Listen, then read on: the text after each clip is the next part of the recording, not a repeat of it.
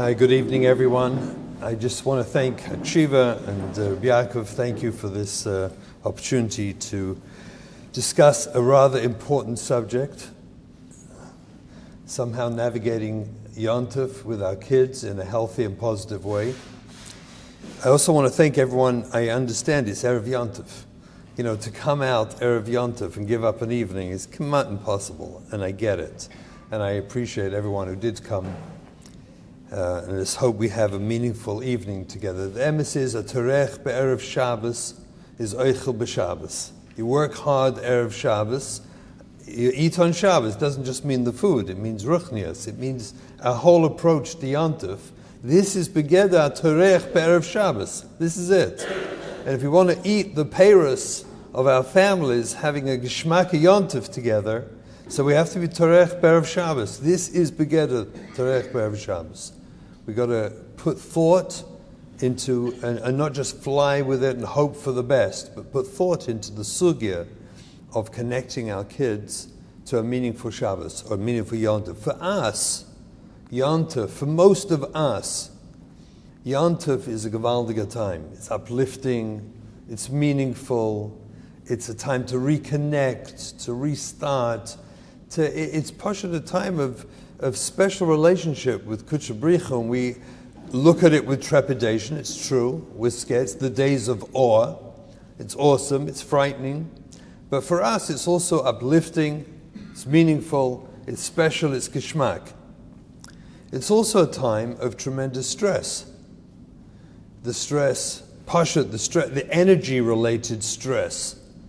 The energy, just pashat, the kaichas, to be able to relate to the tefillahs and the slichas and getting up early, the davening, the tanesim that will come our way, the cooking. Let's not forget about all the food preparation and the cooking. It's enormous energy-related stress. In addition to that, there's the financial stress. Right? No one, rarely comes to Yontif with enough money. Between the food and all the clothing, and then comes all the mitzvahs that we want to be involved in, behida. It's a tremendously stressful time. So on the one hand, we want to have this meaningful relationship where we can reconnect to HaKadosh Baruch Hu. And at the same time, we have to juggle the realities of life, that there's enormous stress. And the worst stress of all is none of the stuff we've talked about. It's the stress with the kids. That's the hardest stress. Because really we want them to experience what we have, what we experience with our looking forward, the dveikus and the simcha, and albeit it's hard work and it's costly, but we want that relationship with HaKadosh Baruch Hu. And there's nothing we want more for our children than they should have that relationship too. This is the goal of our lives, their Yiddish home. The stress related to trying to connect our children in a healthy way for many homes is absolutely the worst stress of all. Will they go to the davening? Will they get up for davening? When will they get up for davening? Did they hear Tekiyos? They did? They didn't? What happened? Are they shaykh to the whole sugya? Are they there by the sudas? The stress to find a way to connect the children in a way, because that's a family. That's what we do. We have children, and we want to reconnect them. We want to connect them to HaKadosh Baruch Hu. And in the effort to connect them, we can often make a mistake of disconnecting them, because we have so much energy and so much attention and so much focus, we can do the exact wrong thing and disconnect them. So what I want to talk tonight is really three things. The goal of it is that we should have a wonderful Yontif as a family, each of us.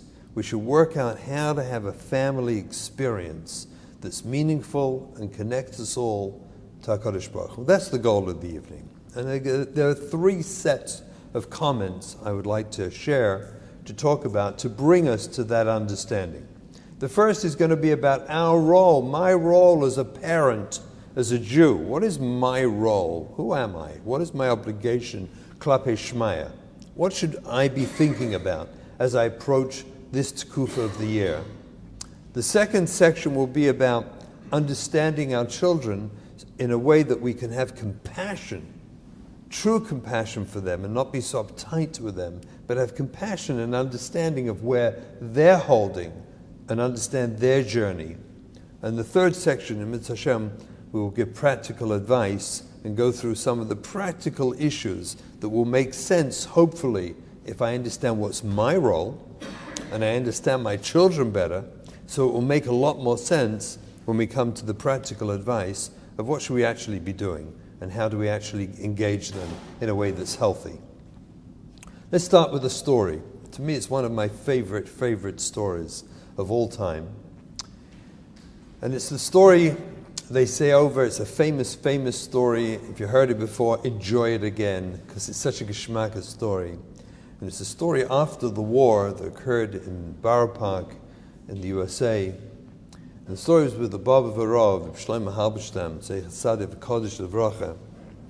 An amazing story. It seems that Rav, very few of his Hasidim survived the war, and he had a small group he got together after the war, a Baba V'Chassidim. Today they're a massive, gigantic organization.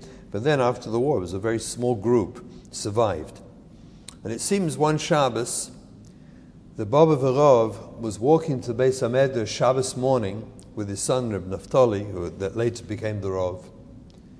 And on the way, he went past a park bench and saw sitting on this bench a Yid, a Tzabrachan a Yid, Shabbos morning, no yarmulke, smoking a cigarette on Shabbos morning. And the Rav stopped and engaged him. And he said to him, good Shabbos, how are you? And they spoke. And the Yid groaned back to him. And the Rav said to him, maybe you'll come and daven with us.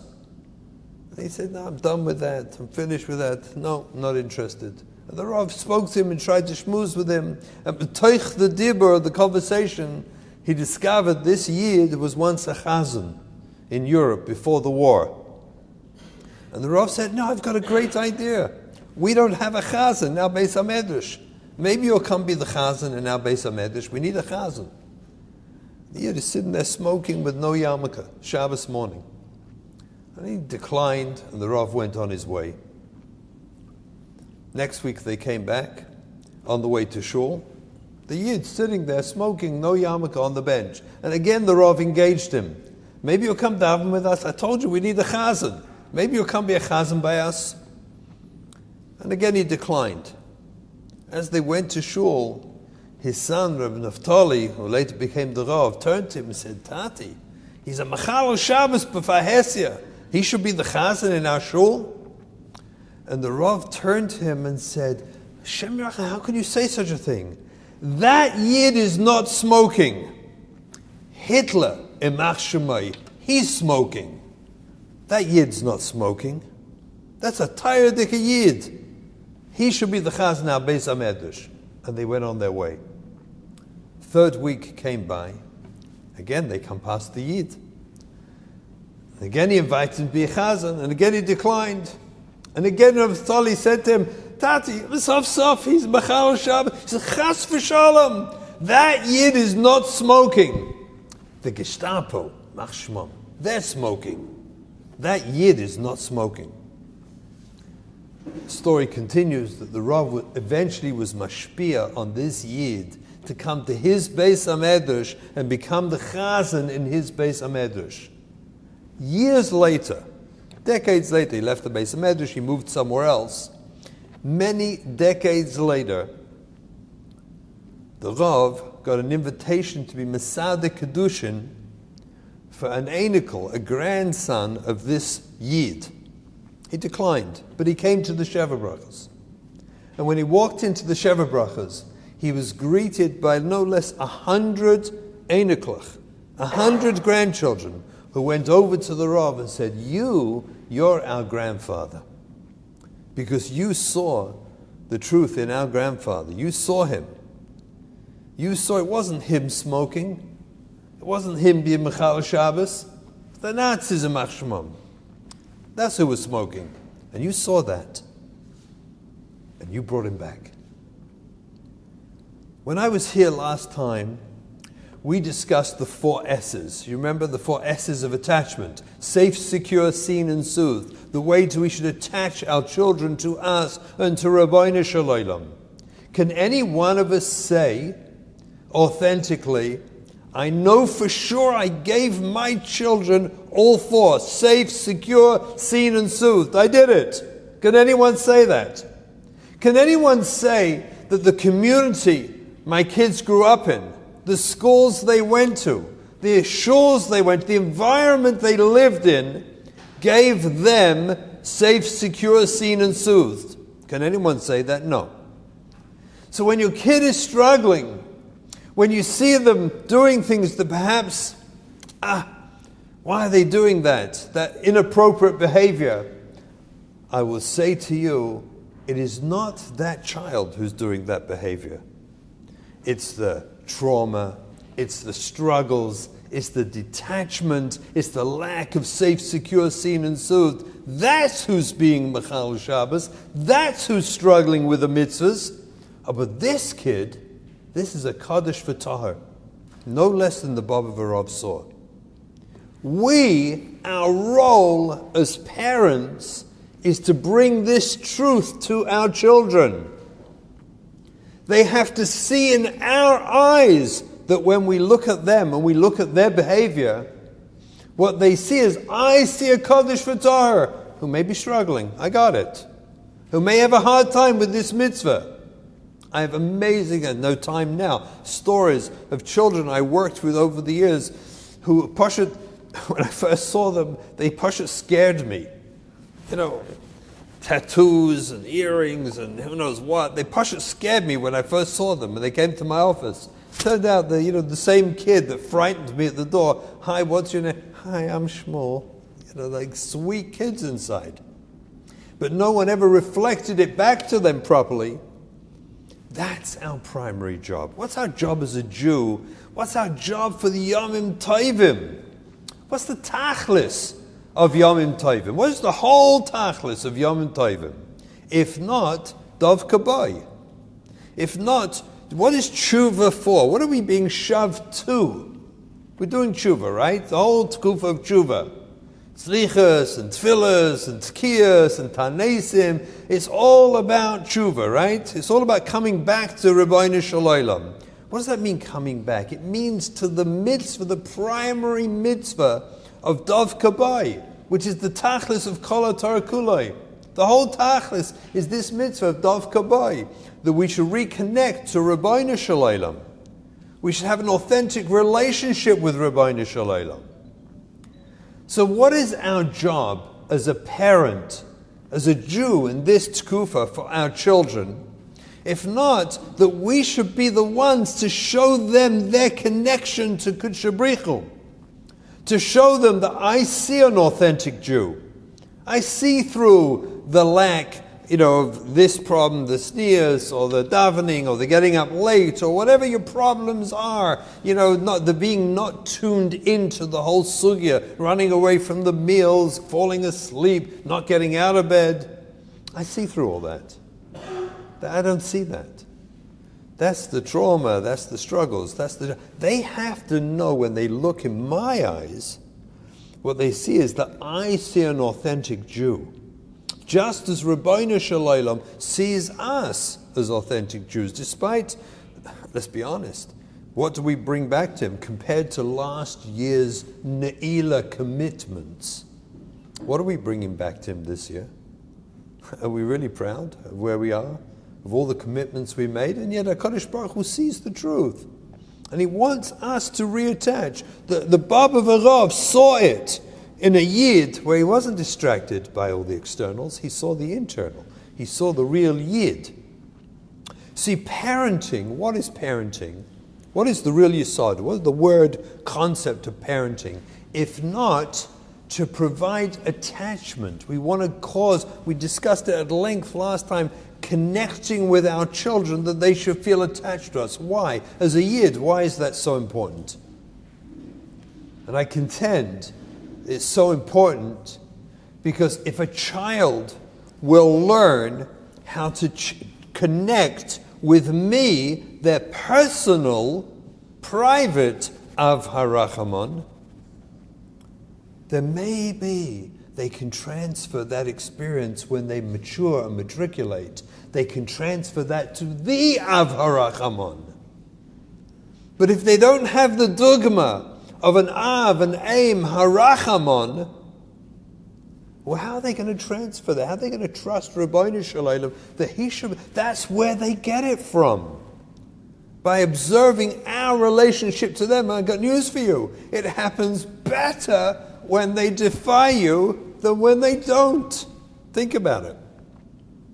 Because when they defy you and you see through that and love them through the defiance, they know that you're seeing their essence. What does Chazal say? Al tistakel b'kankan el amasha b'soichai. Don't judge a book by its cover, which is what all our kids are craving, desperate for. That we should see their pnimius. And if we can just break through as a Jew, as a parent in this tkufa and see the pnimius, the heart and soul, and not see the Rav saw, the smoking yid on the thing, that's the Nazis, and this is trauma. This is their struggles and difficulties, but I see the real yid. They can transfer that halavai one day. It'll take years, okay. But one day, God willing, they'll transfer that to Rabbeinu Shalom. That's our job.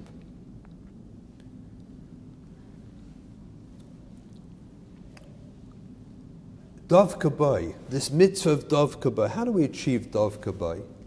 If this is Tachlis Kol HaTorah Kulai, is the mitzvah of Dov Kabbai, to be Dovak with Rabbeinu Shalom. So how do we do that? So the Sfarim HaKadoshim tell us very clearly, we do it through the vehicle of Mahurachum Afaturachum. We emulate Rabbeinu Shalom's midas. We analyze, understand, and internalize Rabbeinu Shalom's midas, and then we act that way to each other. Mahurachum Afaturachum. That's how you connect to Rabbeinu Shalom.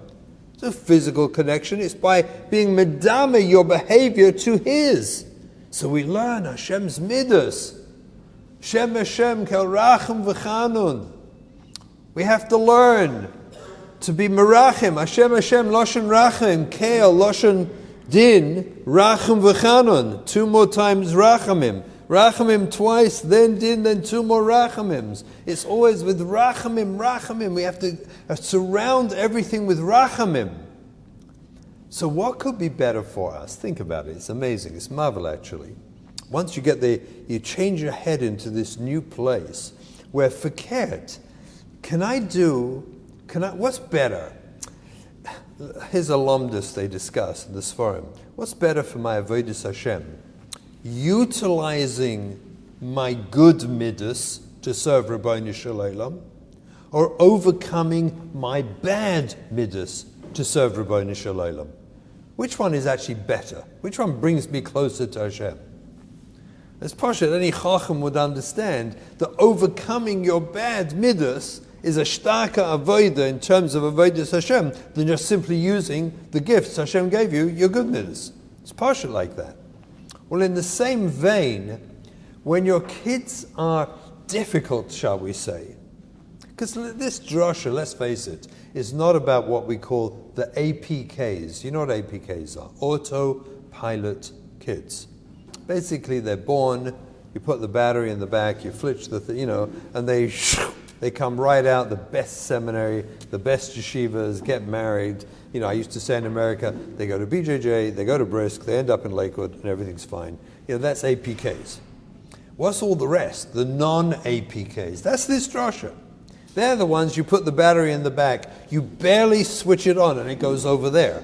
And you go running like a meshugana to get it back, and you head it back this way, but it doesn't go to the middle, it goes flying off in that direction. And your entire life, you're like a sheepdog trying to get this back in the corral. It's always on its own derech.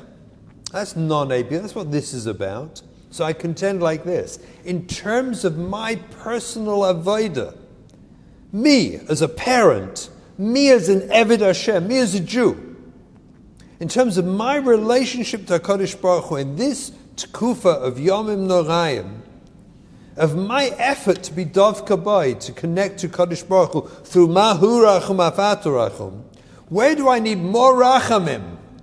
with a struggling kid or a less struggling kid? Where do I need to work on myself more? It's so easy to be nice and loving and easygoing when your kids are just like pouring a shefa of nachas in your direction, right? It's just like showering you with nachas. Yeah, that's easy.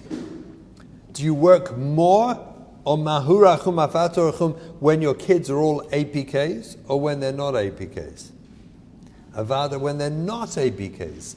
So it comes out that the avodah of this tkufa, which results in dov kaboy, which is through mahurachum afatorachum, actually is achieved more sincerely and more effectively when your kids are challenging to you. Maybe that's why Hashem made them that way.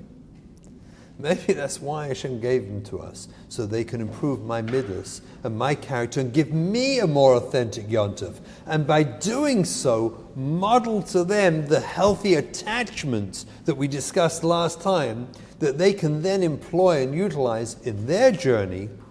One day, amidst Hashem, that they can reconnect to Hashem. This is my journey as a parent or as a Jew.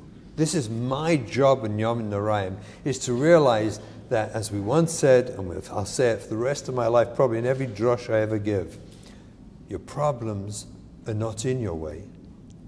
Your problems are your way.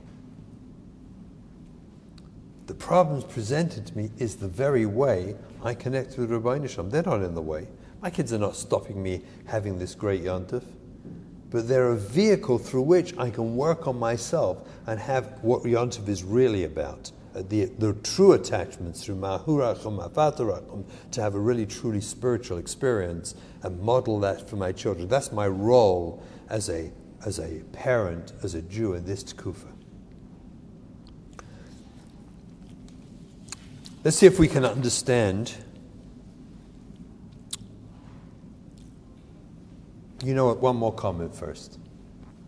How does Messiah actually work? Yeah, we want to pass Messiah to our children. We have a job as a parent to pass Messiah, to give this over to our children. So interestingly enough, Messiah does not happen through demanding, through pressuring, through preaching, long drashas, instructions, criticism, negativity, punishments, even bribing and rewards. That's not how Messiah happens. Fascinatingly enough, if we could do the research, I could show it to you, that actually Messiah comes through osmosis. It happens. True Messiah comes because your kids feel attached to you and they want to be part of your life in the future.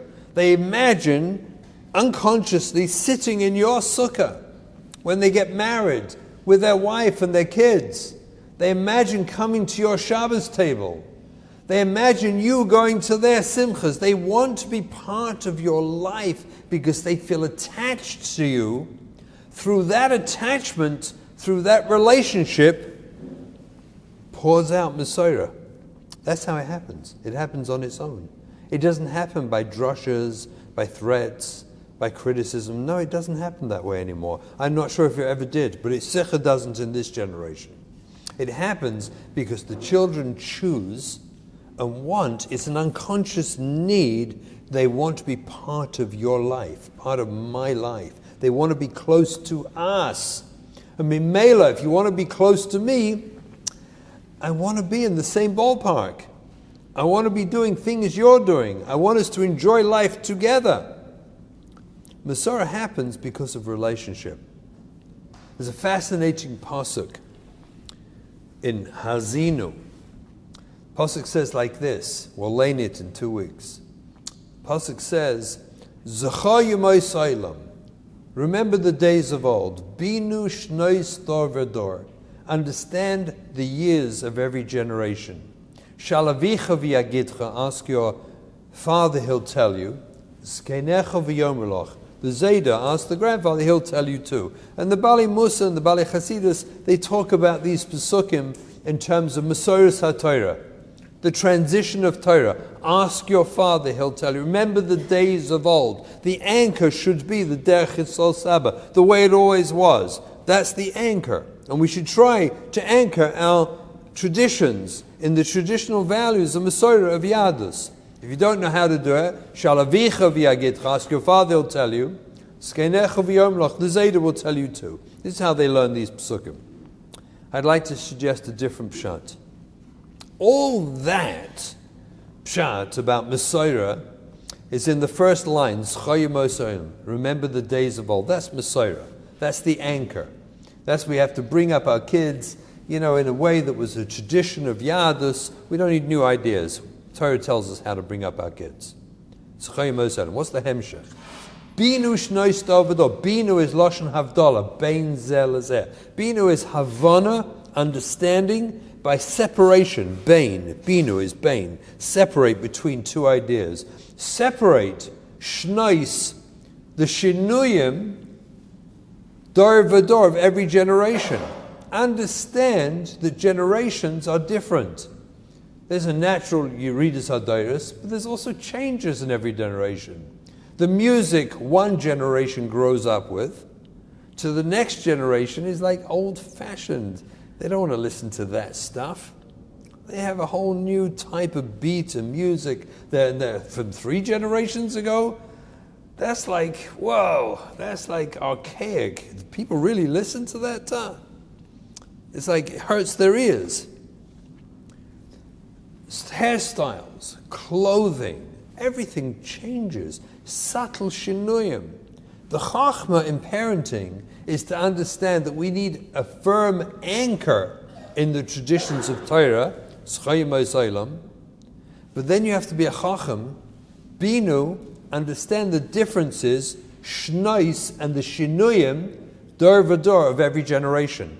Things change, subtle, small, not attacking the Masorah, but things that have nothing to do with halachic things, like styles of clothing and hair and music. These things, we have to allow for these things or we alienate our kids. They think we're old fuddy-dudders and they just don't want anything to do with us. We have to be relevant. We have to understand where they're at. This is natural. If you don't believe me, shalavicha v'yagitcha, ask your father, he'll tell you he had the same problems bringing you up. Skeinecha, and ask your Zayda v'yomlach, and he'll tell you too he had to give up on it and he had to allow the children. There's one difference though. Shalavicha v'yagitcha, yagitcha is a lashon hagod, is a hard lashon. It's tough. Why? Because the father's still struggling. You know how it is, a parent. You're still struggling. V'yagitcha, we'll tell it to you, but it's hard. Skeinecha v'yomlach is a soft lashon. Ask the Baba and the Zayda, they'll say, don't worry, Shefala. It's okay. Things will be okay, you'll see. It's going to work out. It's a soft lashon. Everyone knows you have to allow for subtle changes. Masorah happens by osmosis. It allows itself. It's a subtle process. We allow the shinuyim, we don't bash into them to be the same as us. The anchor is Torah. But it's through our observance of a compassionate, loving, connected Torah mitzvahs. It's that compassion that connects our kids to us, and allowing them the subtle shinuyim, the little changes, frees it all to flow into them so they can grow up to be who they're going to be and fulfill their destiny and be connected. This is our first job, is to understand this as a parent, and as a Jew, this is my job. This is why I have kids. And this is my mandate. Let me address for a few moments children. See, most of us have horribly unrealistic expectations and understanding of children. For most of us, if Lu Yitzuya, they're in this group, people who actually were pretty good kids, who did kind of well and grew up and were more or less disciplined and behaved well and just grew up. I imagine there's some in this group. It wouldn't surprise me, right? The entire group here is not the group of people who are all struggling every 2 minutes, right? That is the hardest. It's much easier when you were that kind of parent. I always tell the teachers in school, like, hands up anyone who's half off the derech. They don't usually like to say it. But there's always one or two. They're usually the best teachers. The ones who were there and understood it, they're gewaldig. And the problem we have, most of us as parents, is that we have a program in our brains that tells us how to parent based on our personal experience. Either we copy it, we mirror it, expecting this to be normal, because where else do we get the facts from?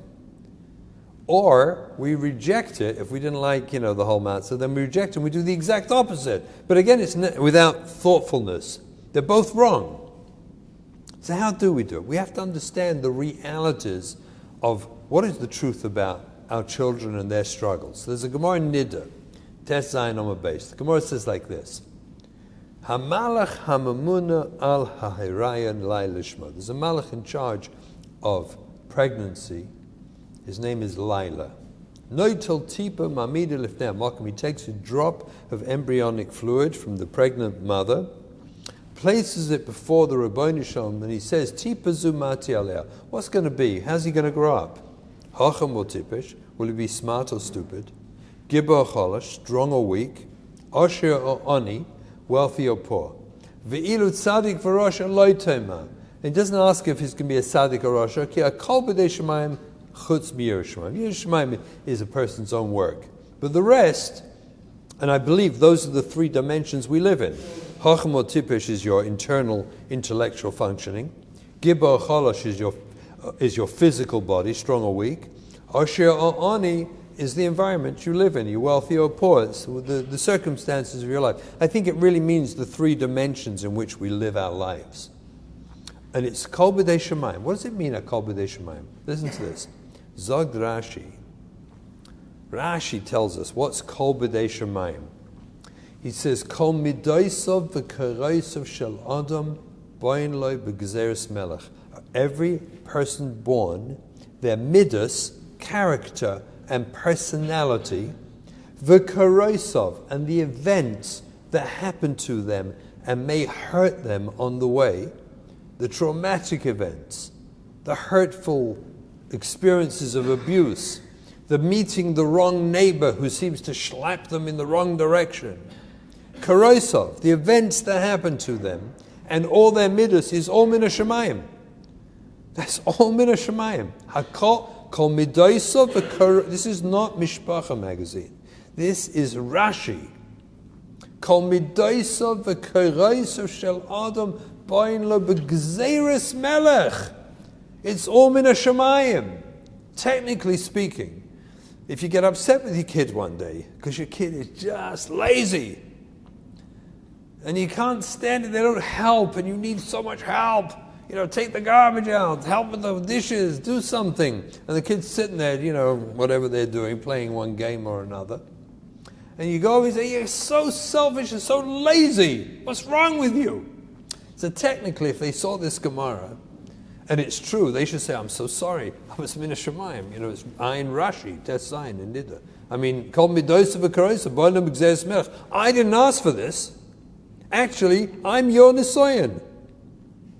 I'm your nisoyan. I'm good for you. I'm really good for you. That's why God gave me. By the way, God trusted you to be compassionate to me and help me. I'm born with this stupid ADD. You think I asked for it? You think I like having an impulse disorder? I'm your nisoyan. I'm the best thing for you. That's what they should really say. Not sure how well we would react if they did. Oh, but it's a Rashi, it's a Gemara.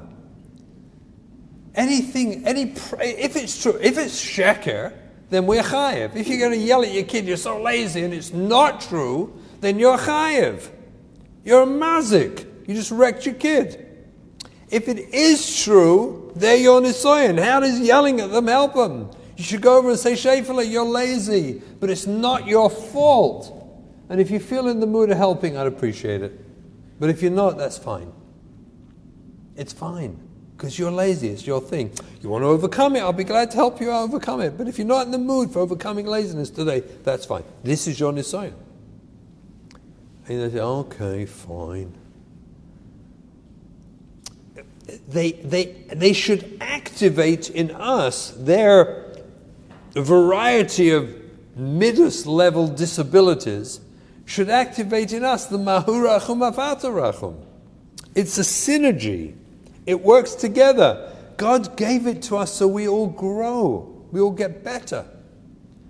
But everyone's problems, their midas, their character, their personality, and the things that happen to them is all gezeres melech. I have a million rayos for this, but this will do for now.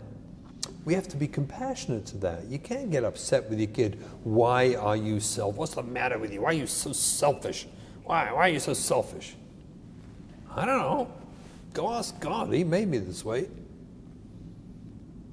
It's me. I'm selfish. What can I do? Can you help me? Do you mind? I really appreciate it.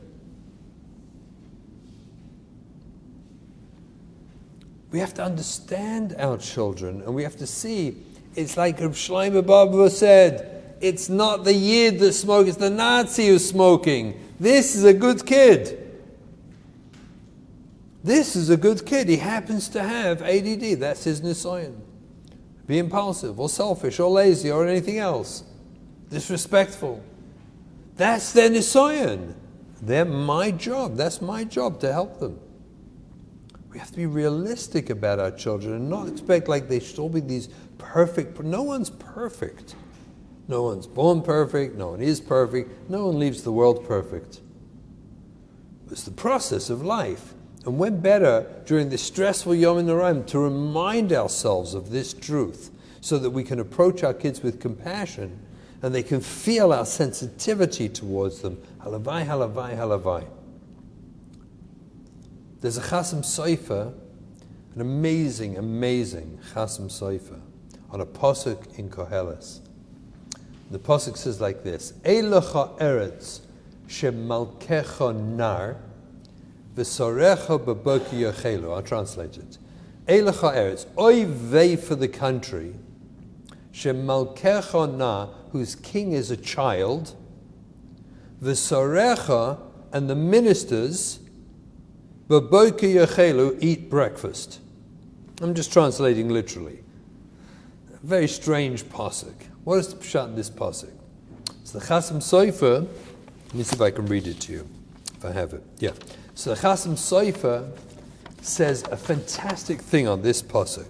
He says like this. You know what? Let me just say it out so I'll explain to you. Well, let me explain. He says, Oy vey for the country whose king is a nar. Oy vey goes on the second part, whose ministers eat breakfast. It means like this: Oy vey, if a country's king is young, oy vey, because the ministers eat breakfast. We'll see what it means. And he explains like this. It's impossible that it's oy vey if a king is a nar, because Shlomo HaMelech was the king at 14, and he was a great bracha for Klal Yisrael. So you can't say oy vey for a country whose king is a nar, because he himself was a nar at 14, and it was a wonderful thing for the country. So it's impossible to say that. It must be oy vey if the king is a nar, because the ministers eat breakfast. What does it really mean? It means like this. He says, impossible that a child will not be childish. You ever imagine saying to a child, you got a child, and you say to him, you're such a nar.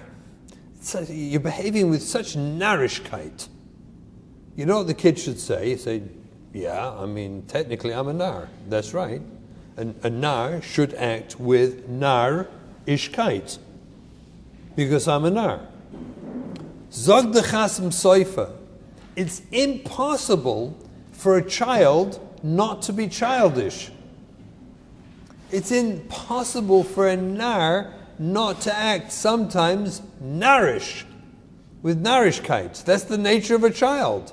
It's impossible for them not to behave that way. He said, what's the job if a king becomes a king when he's young, 14, a young kid, he's not mature yet? What's the job of his ministers? B'boker shalai, in his youth, not when they eat breakfast. It means b'boker, in his early childhood. What's their job? Their job is to cover up, he says. Put a band-aid over their michshalim. He's sitting there with the crown, on the big, he's on the thing, he's 14, and he's like throwing the scepter up in the air, and he's playing with the crown on the scepter. You've got to shield the world from this childish behavior of the king. That's their job, protect him until he can grow up and behave healthy. You have to cover up. You have to shield him and protect him. Says the Chasm cipher, oy vey for a country where the king became a king at a young age, and he says, V'sarecha b'boika yochelu, they ate him up. They bit him. They criticized him when he was a child. Can't you act like a king? What's the matter with you? Behave like a king. You're a king now. You have to be kingly. And they start yelling at him and screaming at him to behave like a king. Zog the Chasm cipher, long before he ever will become a fully matured king, he says, Yavesh ruchai, he will be dried out. His spirit will be wrecked inside. He'll walk around feeling like a dead person. He'll never become the king he's meant to be, because he will have been criticized and blamed and knocked for his narishkeit, when in fact it is nature of a nar to act with narishkeit. We have to take mussar and respect the fact that our children are a work in progress. Even the researchers today who talk about brain development say and argue that brain development is not finished till 24. 24.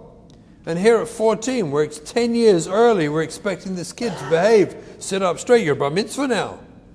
You gotta go, you gotta get up. Torah says you can't get chorus till the end of 19th year, because the Eibishter understands a person's a work in progress. We're in such a rush that we want our kids to give us nagas, and they have to be perfect, so we're pushing and pushing. They're not there yet. And in fact, I'll tell you something else.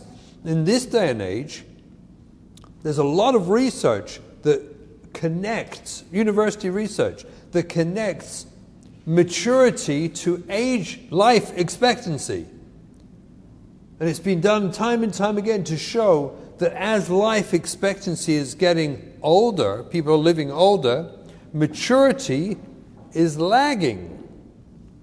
Many, many years ago, I remember they used to talk about girls going to seminary in America, girls from America coming here to seminary after high school. It's like finishing, it was the finishing year. Polish them off, get them ripe for marriage. It's like a maturing, final maturing. Today, the nusach for most of them is my year off. The girls look at it as my year off, leave me alone. And the whole thing is, how do I get like a really frum but non-academic seminary? I don't want to learn anymore, if I can avoid it. Hashkafa, give me hashkafa. I used to teach in seminary. It was fascinating. The 7 years I taught, I noticed between the beginning and end, how at the beginning you could do a text. You could actually read a text, and they would actually follow inside with their eyes and a finger. And 7 years later, I would start a text and everyone fell asleep. It's like a shut. It's like you gave them some sleeping aid just by reading a text. Everyone falls asleep. Maturity is delayed, which makes perfect sense, by the way, the research, with age expectancy. A child has to be a nar. They have to be a child. They need to be childish. It is our job, slowly but surely, to help them mature. And that maturity is a long, long process. But in our rush to get them matured early, Yavesh Ruchai, says the Chasm cipher, we can actually dry them out. So they'll never get there. They'll never be in a place where they're interested anymore, because they got so turned off. They got so dried out by unrealistic expectations that were just not appropriate for where their age and maturity level was. So they were doing it because they were forced to, until they don't anymore, because they don't want it, because they hate it. Our job is to let them be childish. Let them be patient. Be a role model. Connect with them. Do the mahurachum afatarachum with our children until they will grow up. And they do, somewhere in the late 30s. It's not a long time to wait. It's not a long time to wait. It's really downhill after that. After about, when they hit 40, it's so much easier to parent them. We have to be realistic, mature about it, and be patient about it. We have to be honest and tuned in to where are they holding. There's an amazing, I'll leave you the last thought on this. There's amazing Rabbeinu Shimon Russell Hirsch. It's kedai, if you can get hold of the Hirsch Chumash in English, it's such a joy to read. If you like English, reading like classy English, it's just a joy to read. So he questions this. He says, the pasuk says in Bereshis, the Kadosh Baruch Hu destroyed the world by the Mabul, ki rak lev adam rak ra kol hayom. Because the person's rak ra kol hayom. And then after the Mabul, he says, I'm never going to destroy the world again. Ki rak ra min urav. So make up your mind, says Rav Hirsch. You destroyed the world, ki rak ra kol hayom. And now you're not destroying the world, ki rak ra min urav. Like, we're ra or not ra? You're destroying or not destroying? So Rabbeinu Hirsch has the most beautiful, profound insight that's so crucial to every one of us. He says like this. He says, what is a nar? Nar is a teenager, right? Right? The I guess in the modern Hebrew slang, the tipashus, right? The nar, right? It's the nar. He says, this word nar, what does it mean, a nar? So he says, he equates or connects it to the word lena'er. Lena'er means to shake off, like shake a sheet, right? You'd shake it off. That's lena'er, right? So Zogdav Hirsch, I'm going to explain it a little more than, he says it, but I'll explain it.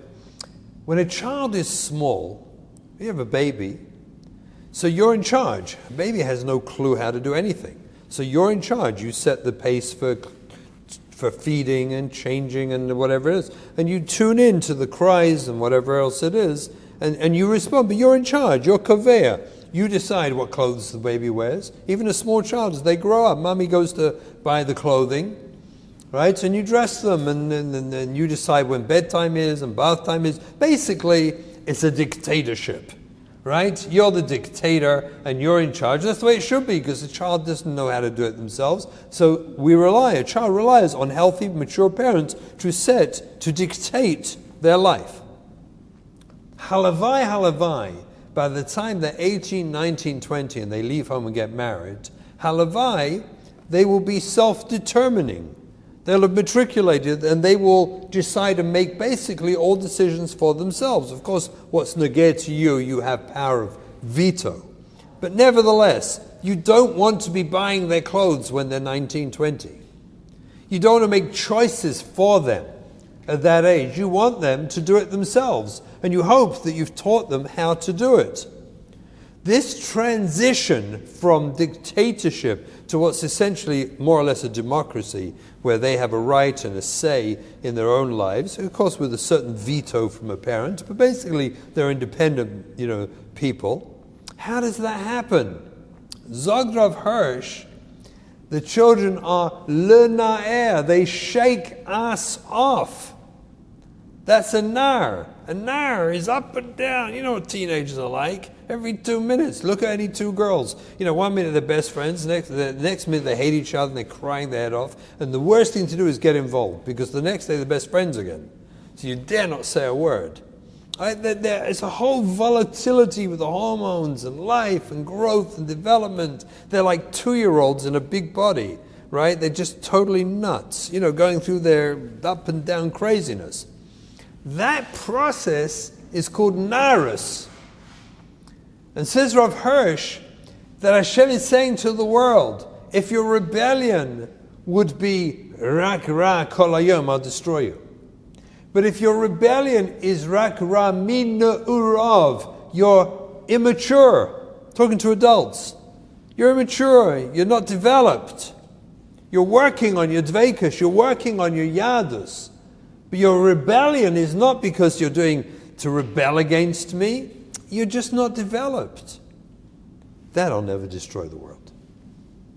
Narus is a natural process. See, wise parents hold the other end of the sheet. So they hold one end, you hold the other, and you shake together. In other words, we shake ourselves off. We allow ourselves to be shaken off. And we do it as a collaborative process. And then our kids can grow up without being dried out. We have to see their self-determination as part of their maturity, as part of their development, and guide them. I don't mind. You want to make a mistake, make a mistake. I'm sure you think you're right. And if I'm right and you're wrong, you'll learn from it. I'd rather you learn from the experience than you hate me while I strangle you to do what I decide is right.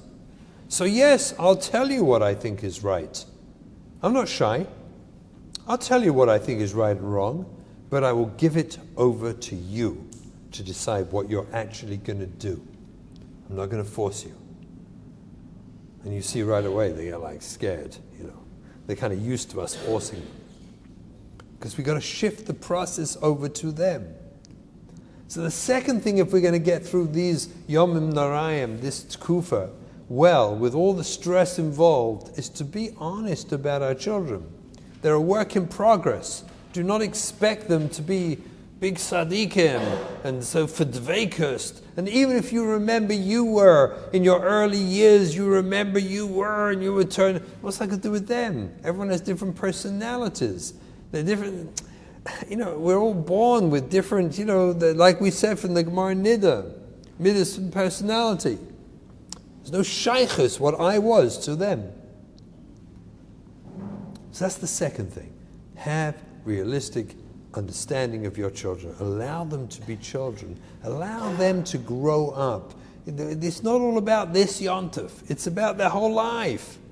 What they miss now, they get next year, they get the year after. Don't worry about it. It's not so crucial and terrifying. They'll miss tekiyas. And we learn the chazals and we're terrified. Does he really hear all the tekiyah? You can't become we're all suddenly briskers, when it comes to tekiyas and terrified for our children. Allow them to be children.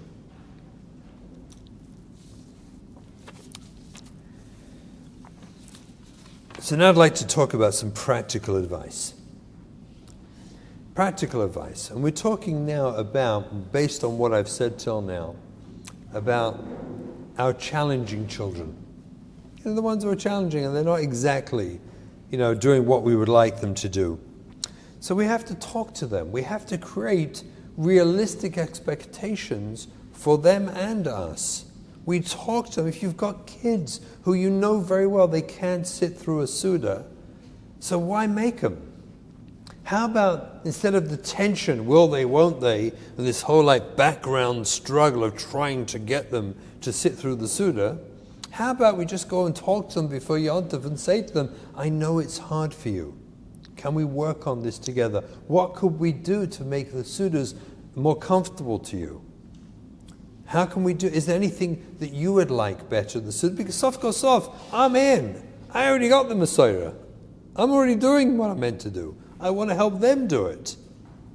So the number one eitzah which we seem to mess up in is go talk to them before Yontif. Don't wait till there's a crisis or a problem. Discuss with them well in advance about Yontif, about attendance at shul, and about sitting at the meals and what's realistic expectations for you, and how can we make it easier for you. Talk to them about Chol HaMoed long before. You don't talk about Chol HaMoed the night after Motzi Yontif, when everyone's tense like anything about what we're going to do. We should be discussing it already.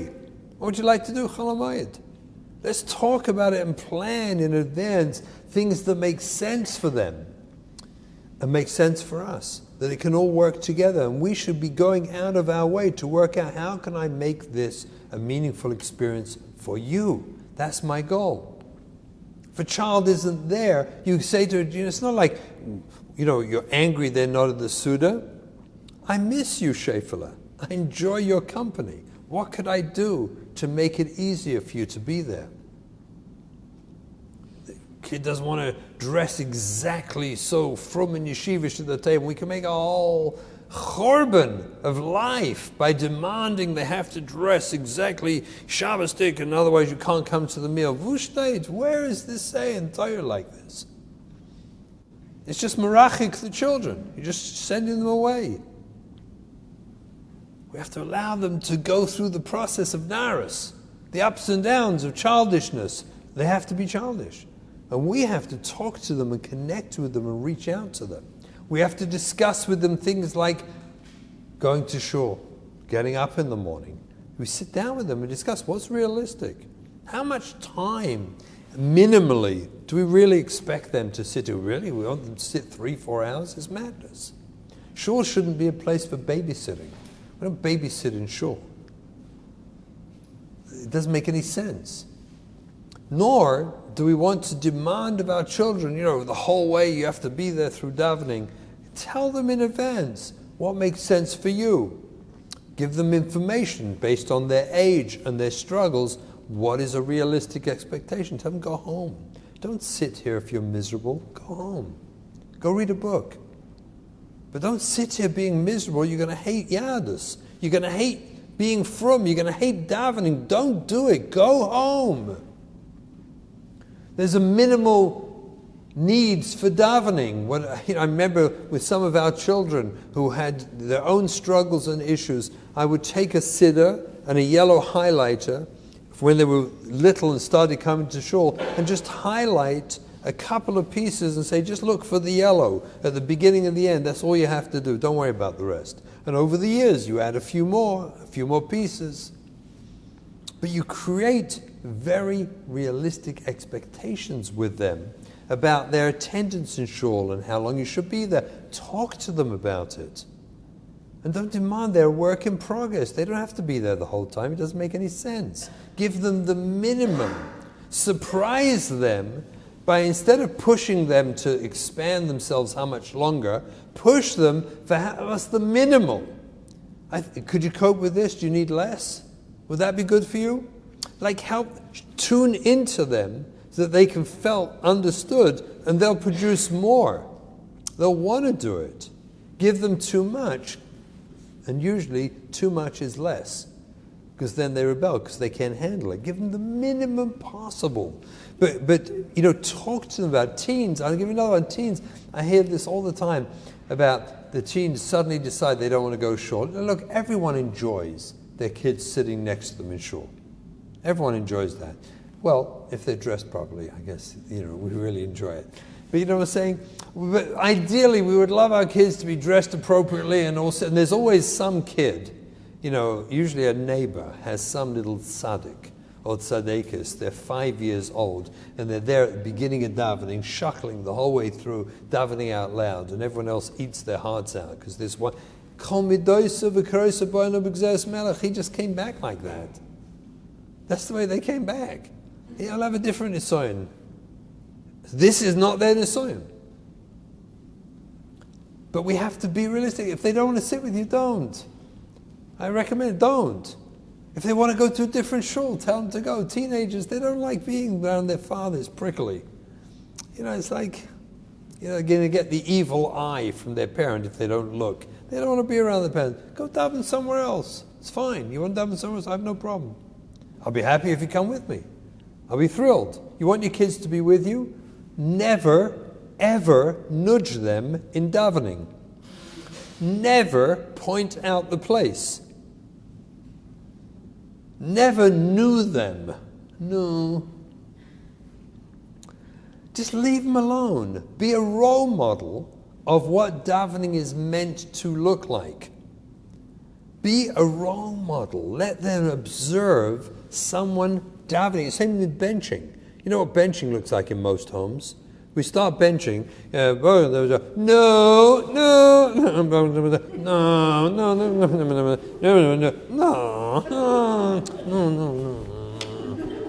Like, benching is a weird thing in most homes. It's like a strange ritual.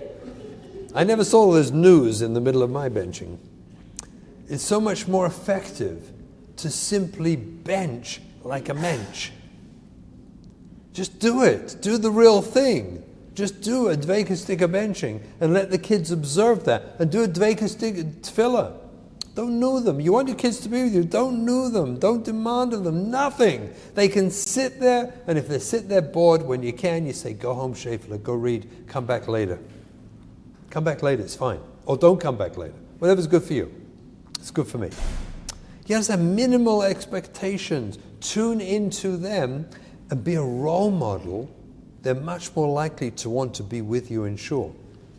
But don't nudge them, whatever you do. It's yatzaschar befsedo. You think you've done something good, you haven't. You distance them. What are you trying to do? Get them to daven. Why? To be close to God. And what did you do? Drove them away from Him.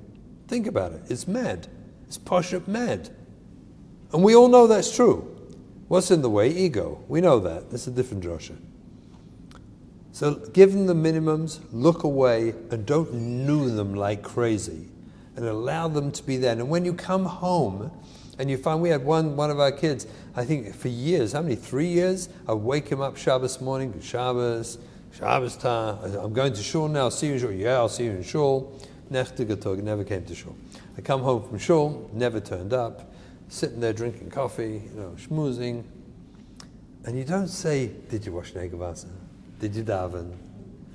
Did you put on sitters? You say, good Shabbos, Shefala, and you give him a big hug. And you ignore the whole thing. And you act like a person who is for dveikust. You are. You are connected, and they watch that, and they admire that, and eventually they can become that. It's not guaranteed. It's not guaranteed. But it's much more likely than if you think you're newing your kids into dveikus. You're not. You're not. The meals can be a nightmare for some kids. For some fathers, this is their moment when they always fancied they should have been Mashgiach and Ponovich and didn't quite make it. They don't know why. But this is my opportunity to prove I could have been. And they start with the ganze drasha, it's a miracle they don't stand up with the stender, the whole thing. Baisai, it doesn't make any sense. First of all, most of this stuff, it's like the brain turns off the moment you start. The moment you start talking, the brain, there's unbelievable, listen to this. See, what we do, we changed our system years ago for our kids to the power of the SMV. The power of the SMV. The SMV is the short, meaningful vort. Ideally 2 minutes, right? Is that the 2-minute rule? 2 minutes or less, ideally. It takes, by the way, much more work to prepare a 2-minute vort than it does to give a drasha. 2-minute meaning, listen to this research. You won't believe this, but this is a fact. You can find this, I'll quote it, so you can find this online. This is a research done on first-year undergraduate chemistry students. By the way, I don't think anyone signs up for chemistry unless you want to. There's no such thing as a prereq. You have to do chemistry, right? If you want to do chemistry, you do it. If you don't, you don't. So anyone first-year undergraduate chemistry student is a student in college who chose to do chemistry, right? This study was done on these students. It was done by Bunce, Flens, and Niels in 2010. The study's title was How Long Can Students Pay Attention in Class? A Study of Student Attention Decline, the Journal of Chemical Education, volume 87, page 1438 to 1443. You can look it up. And this is what it quotes in this study, this research. You won't believe this. The researchers observed that the most frequent reported length of attention lapse was 1 minute or less, suggesting the very short breaks in attention are more common than longer breaks. And it then continues to say, the researchers observed a pattern in which the first spike in reported attention lapses occurred just 30 seconds into a lecture segment. Now these are undergraduate students, got all the way through school, chose to go to college, chose chemistry, And nevertheless, the first lapse in attention in the middle of a drasha, a lecture, was 30 seconds. And the average was 1 minute. Who are we fooling? I told you, if you want to get your kids to go to sleep early, just say a drasha. Just put pillows instead of their soup bowl on the table and say a drasha, and then they'll go to sleep. It's marvelous. It'll knock them all out. The SMV, we have to shift to a short, meaningful vort, something that will capture the attention and be interesting and then stop. If that doesn't work, and sometimes even that's too much, even a 2-minute vort is too much, it's best just to talk, have conversation with the kids, and leave it alone. You could just watch the eyes dropping as it's so easy to gauge. Everyone's like, you see this movement. It's very interesting, involuntary movement there. And stop the drasha. Shmooze, stories. Stories are the best. It's unbelievable. You say a story, everyone's awake. They love stories. So, there's laws out with the drashas and lomdas. I mean, with all due respect to, I don't want to mention the names of certain achronim, but they don't belong in our Shabbos table. I don't want to mention the names. It's like, but they poshet don't belong. They're instant, like, head nods, you're gone. If you're going to say anything, it's got to be uplifting, it's got to be meaningful, it's got to be geschmack, preferably a story is best, and just drop the rest. It doesn't make any sense. Try and engage the children in conversation. But let's let go of this. We're going to use this ma'amad here to get all the hashkafas haTorah that my kids are lacking. We're going to lace it into them tonight. Captive audience here. We're going to get it into them. I'll tell you another one, by the way. Making Kiddush. I observed one of my Yedidim. It was mamish mispoil one time. We were there for Shabbos by a good friend of mine. He had 2 kids at that time, little ones, like ADD type kids. They're probably about, 5, 6, 7 years old, something like that. And he's making Kiddush, standing there, a whole nice Kiddush going on there. And these kids are running around the table, chasing each other as he's making his Dveikas Digga Kiddush. And lo and behold, I watched with my own eyes, one of them smashed into his arm, spilt half the Kiddush on the table, on his clothes, shoes, and chair. And I saw the most incredible thing. I wish I would be zoicha to live like that. Because I watched with my own eyes as he laughed, looked at his wife, they both giggled, took her thing, filled up the thing, and continued making Kiddush. And these 2 boys have been Torah today, steigen away. And that's why. That's the whole that I'm trying to explain to you. It's kedai that it happens so you can watch your father burst out laughing. I want to tell you, the one Pesach, when we had our first grandson, one Pesach, the first time we had an einikel at the table. It's a special experience. You see the Messiah, the families, another generation. It was amazing. Kids in a high chair. And it's like, wow, we got a kid at a Pesach Seder. It's like, it's a geschmacka feeling. And we're about to make Kiddush. Before Kiddush, the whole table was laid. It was beautiful, bedecked and everything. And very joyous. All the kids were there. And the married couple with the einikel. It was like, it's like very geschmacka experience.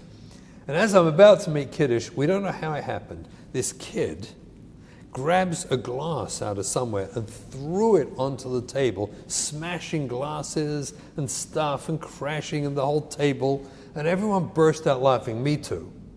We all thought it was hilarious. And then the whole Seder stopped. I'm holding the Kiddush, we put it down, we cleaned it down. And everyone was laughing about it. And then, cleaned up, and then we moved him a bit away from the table. And then we made Kiddush, went back. That night, I did not sleep.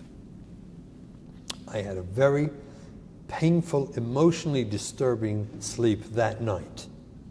And the reason it was so hard for me was because I wondered what on earth took me so long to have a grandchild to chap that you're meant to laugh when they do this stuff. Where was I with my kids when they were young? What took me so long to realize you're meant to laugh when they crash into you, when they smash the glass? They're kids. And what they observe in your response and reaction when you laugh about it all. Imagine if they take your esrog and drop it and smash the pitum and you laugh. You've given them more Messiah than you could ever give them. I don't care how many times you shake that lull of an esrog. That laughter, that story, that Tati just laughed, and we had to go and borrow an esrog from the neighbor. That story puts more ruchnius into your children than you could ever possibly do with your esrog. And why do we miss all this? It's pelagic that we don't see it. It's just Pasha Mavil that we don't see it. But when we see it, am I right? It's like, boom, the light goes on. It's so profound. It's almost like I want them to do it. I want them to define me, because I can show you I'm going to love you more, and that's going to connect you to the Messiah. And if you can't do a story, and you can't do anything ruchni, and we had one year at our table, Rosh Hashanah, it was such a musa haskel to me. It was amazing, amazing thing. One Rosh Hashanah by night, first night, we had a bunch of boys from, should we say, struggling type yeshivas. Is that probably a reasonable statement? Struggling type yeshivas. A bunch of boys at the table. These are the guys, if you mention just the word Dvar Torah, everyone's like, there's a Dvar. Anyway, the meal went great, and we schmoozed, and we sang even, and we had a great meal. And it came to the end, and I teased them. I said, guys, it was a setup, because I prepared for this. I said, guys, but I didn't know what was going to happen. The truth is, I did not know what was going to happen. I said, guys, I hope you don't mind, but I'm from Lakewood, we're going to have a Dvar Torah. And they're like, shoo. The looks on their faces, it looked like someone just shot them. They were like, just wrecked my whole meal. I thought we were having a nice time here. They told me you were chilled. I wouldn't have come here otherwise. And I said, guys, it's going to be good, you'll see. This is not going to be a Dvar Torah like you ever heard before. Yeah, and I'm getting their interest. I built it up a little bit. You'll see, this is going to be a Dvar Torah you guys are going to enjoy like amazing. And they're looking at each other, all right, let's try them out, let's see, we'll see. And I said, you got to listen carefully because it's going to be over in 10 seconds. 10 seconds, great, high-fiving each other, 10 seconds, we can do that. Okay, we're in 10-second Dvar Torah, Rosh Hashanah by night, we can handle that, I said, listen carefully, because it's going to be finished before you hear it. And I said to them, nobody can go back and create a new beginning, but everyone can start today and create a new ending. That's it. These guys erupted. I'm not kidding, high-fiving, cheering. They said it's the best Dvar Torah they've ever heard in their lives. This is, wow, I wish I'd heard Dvar Torah like this. This is a Dvar Torah. This is the real deal. And the conversation then they got into with me for, I don't know how long it went. It went for ages, this incredible conversation about the whole idea that no one can go back and create a new beginning. What was, let it go. But everyone can start today and create a new ending. And they were so pumped and excited about it. Sometimes just an inspirational saying, well prepared, well timed, and well delivered, is worth more than all the possible divrei Torah you could bring with all the lamdas and the stories and everything else, because it reaches them and it's relevant to them and it lifts them. We're in two, and I'm fulfilling my job, which is Dav Kabod, connect them to God. So it all comes together by me understanding what's my true role in Yontif, which is to connect to God. Understanding that my way of connecting my children is through my relationship with them, through my love and my kindness, and that comes better when they defy me than when they comply. and making it relevant to them. Talk to them, tune into them, tune into their needs. Make Yom Tov. I've already got Yom Tov. I'm already from Jew. I'm doing just fine. Thank you very much. I mean, more or less, needs some improvement, versteht sich. But relatively, I'm doing okay. They're the ones who need it. They're the ones I should make it relevant to them. Tune into them. Do the mahurachum, afatarachum. Be a role model of a person they would want to be when they grow up. You will have connected them to Rabbanim Shalom. This is what Hashem wants of us through this Yom Tov experience. So they help if we could just grasp it, understand it, internalize it, and live it. I believe we can have the most amazing, uplifting Yom Tov. That Mitzvah Hashem will bring us all close to Rabbanim Shalom, and we should all have a cipher, a good gebencht yor, and we should enjoy it. Oh, one last thing. I'm sorry. And here's it's unbelievable. How could I forget it? What's the most important thing that we have to remember? If none of the rest of this drasha you remember, but this you got to remember. Smile. Can you smile? Can you just smile at your kids? Can we not walk into the house seeing them dressed this way or that way, or like they did come, they didn't come, they did come to davening, they did hither together, and we walk in like miserable? I mean, come on, let's grow up. Give them a smile. Walk in and show them you love them. It doesn't matter. Because that loving smile, dafka, when whatever they've been doing wasn't exactly with the program, that loving smile, that's the Baba V'Rav. That's the smile that says, I see you. I want you to be the Chasm. You, Machal Shabbos, you're not Machal Shabbos.